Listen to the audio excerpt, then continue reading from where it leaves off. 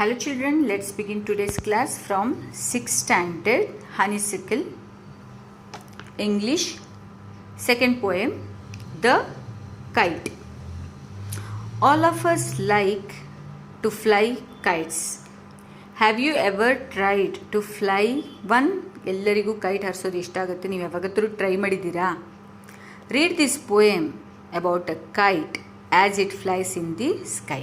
So this poem is a beautiful poem which is written by Harry Ben, and what he has told in this kite poem, let us see.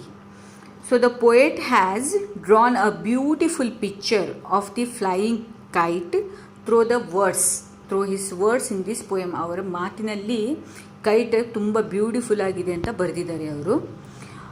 We all love to see flying kites, but never noticed how it flies. ಎಲ್ಲರೂ ಮೇಲೆ ಹಾರ್ತದನ್ನ ನೋಡಿದ್ಕೊಳ್ಳಿ ಚೆನ್ನಾಗಿ ಕಾಣಿಸ್ತದೆ ಆಕಾಶದಲ್ಲಿ, but we never notice that how it flies, ಹೇಗೆ ಹಾರ್ತದೆ ಅಂತ notice ಮಾಡಿಲ್ಲ.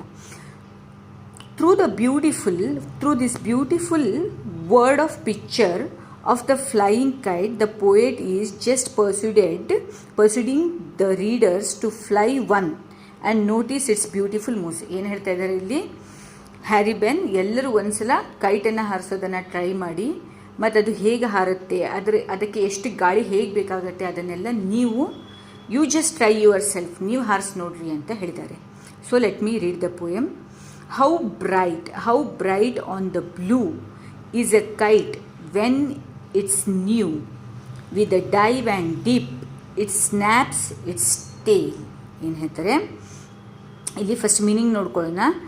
Dive and dip ಅಂದರೆ to go into the water with the ಫೋರ್ಸಿಂಗೆ, ಹೀಗೆ ಡೈವ್ ಆ್ಯಂಡ್ ಡಿಪ್ ಆಗುತ್ತಲ್ಲ, go into the water with the force, softness together, force ಮತ್ತು softness together ಹೋಗೋದು. Next snaps ಅಂದರೆ ಕ್ರ್ಯಾಕಿಂಗ್ ಸೌಂಡ್, ಒಂಥರ sound ಬರ್ತದಲ್ಲ ಆ ಥರ ಕ್ರ್ಯಾಕಿಂಗ್ ಸೌಂಡ್, ಹಿಂಗೆ ಹಾರಬೇಕಿದ್ರೆ. Next blue it is the colour, but here it is used as the clear sky without clouds. Blue ಇದು ಕಲರಲ್ಲಿದೆ, ಬಟ್ ಇಲ್ಲಿ ನಿಮ್ಗೆ ಏನು ಹೇಳಿದ್ದಾರೆ ಈ ಪೋಯಮಲ್ಲಿ, ನಿಮಗೆ ಬ್ಲೂನ ಹೇಗೆ ಯೂಸ್ ಮಾಡಿದ್ದಾರೆ ಅಂದರೆ it's a clear sky without any clouds, ಆ ಥರ ಹೇಳಿದ್ದಾರೆ. So kite looks bright on a clear sky. Kite ಬ್ರೈಟಾಗಿ ಕಾಣಿಸುತ್ತೆ clear ಸ್ಕೈಯಲ್ಲಿ.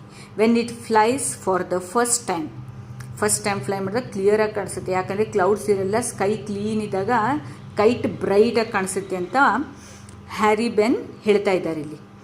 It moves with the softness and the force together at the same time. ಅಂದರೆ ಗಾಳಿ ಹೇಗಿರ್ತದೆ, ಸಾಫ್ಟಾಗಿ ಸ್ಲೋ ಆಗಿ ಬ್ರೀಸ್ ಗಾಳಿ ಆಗ್ತಾಯಿದೆ, ಸ್ಲೋ ಆಗಿ ಹೋಗ್ತಾ ಇರ್ತದೆ. ಆನಂತರ ತುಂಬ ಗಾಳಿ ಇದ್ದರೆ ಫೋರ್ಸಲ್ಲಿ ಹೋಗುತ್ತೆ. ಟುಗೆದರ್, ಸಾಫ್ಟ್ನೆಸ್ ಮತ್ತು force together at the same time to fly makes its tail to create a crackling sound in the air.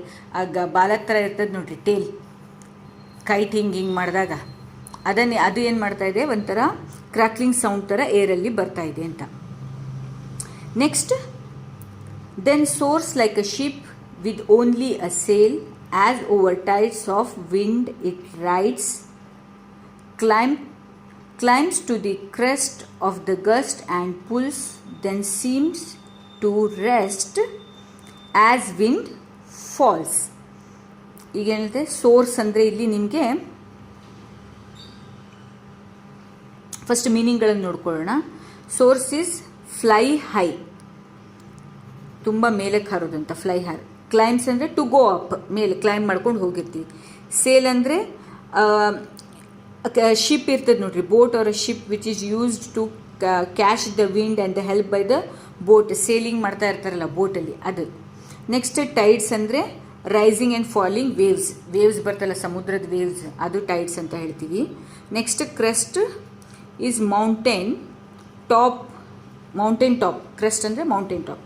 Such a moves help it to float in the sky, just waves rising and falling with the sudden blow of the winds. It goes up in the highest point of the sky and in the wavy manner, and the way of ship moves in the ocean. ಅಂದರೆ ಗಾಳಿ ಹೇಗೆ ಬರುತ್ತೆ ಹಂಗೆ ಮೇಲೆ ಹೋಗುತ್ತೆ ವೇವಿ ಮ್ಯಾನರಲ್ಲಿ, ಯಾವ ಥರ ship move ಆಗ್ತಾ ಇರ್ತಲ್ಲ ಸೇಲಿಂಗ್ ಥರ, ಆ ಥರ ಆಗ್ತಾ ಇರ್ತದೆ ಅಂತ. Moves on the ocean. But as soon as the wind slows down it seems as it has stopped there no rest. ಏನಾಗುತ್ತೆ, ವಿಂಡ್ ಸ್ಲೋ ಆದ ಕೂಡಲೇ ಏನು ಮೂಮೆಂಟ್ ಆಗ್ತಾ ಇರ್ತದೆ, ಒಂದೇ ಕಡೆ ಹೀಗೆ ಹೀಗೆ ಹೀಗೆ ಆಗ್ತಾ ಇರ್ತದೆ ಅಂತ. Next, when string goes slack you wind it back and run until a new breeze blows and its wings fill and up it goes. ಏನು ಹೇಳಿದ್ದಾರೆ ಇಲ್ಲಿ? ಸ್ಲ್ಯಾಕ್ ಅಂದರೆ ಲೂಸ್ ಮಾಡಿಡೋದು. ವೆನ್ ಇಟ್ ಸ್ಟ್ರಿಂಗ್ ಮೇಲೆ ಹೋದಾಗ ಏನಾಗ್ತಾ ಇದೆ, ಸ್ವಲ್ಪ ಲೂಸ್ ಮಾಡೋದು ಅಂತ. When the thread tied to the kite loosens the flyer runs and rolls the back. ಏನಾಗುತ್ತೆ, ಮೇಲೆ ಹೋದಂಗೆ ಆ ರೋಲಿಂಗ್ ಬ್ಯಾಕ್ ಏನಾಗುತ್ತೆ, ಹಿಂದಕ್ಕೆ ತೊಗೊಂಡು ಲೂಸ್ ಮಾಡ್ತಾ ಇರಬೇಕು. He waits till a new breeze. ಮತ್ತೆ ಫುಲ್ ಗಾಳಿ ಬಂದ್ಕೊಂಡು ಹಿಂಗೆ ಮಾಡೋ ತನಕ ವೇಟ್ ಮಾಡ್ತಾನೆ. Blue again and fills its wing with the air again to fly it high. ಏನಾಗುತ್ತೆ, ಗಾಳಿ ಎಲ್ಲ ಏನು ಕಮ್ಮಿ ಇದ್ದಾಗ ಹಾಗೇ ನಿಂತ್ಕೊಂಡಿರ್ತದೆ. ಮತ್ತು ಜೋರ ಬ್ರೀಸ್ ಬರಲಿಕ್ಕೆ ಶುರು ಆದಾಗ ಮತ್ತು ಆ ಎಲೆಗಳನ್ನು ಲೂಸ್ ಮಾಡ್ಕೊಂಡಾಗ ಏನಿರ್ತದೆ, ದಾರ ಇರ್ತಲ್ಲ, ಲೂಸ್ ಮಾಡಿಕೊಂಡು ಮತ್ತೆ ಹಾರಕ್ಕೆ ಬಿಡ್ತಾರೆ ಅಂತ. ನೆಕ್ಸ್ಟ್ ಅಂದರೆ, how bright on the blue is a kite when it's new but a ragged thing you never will see when it flaps on the string in the top of the tree.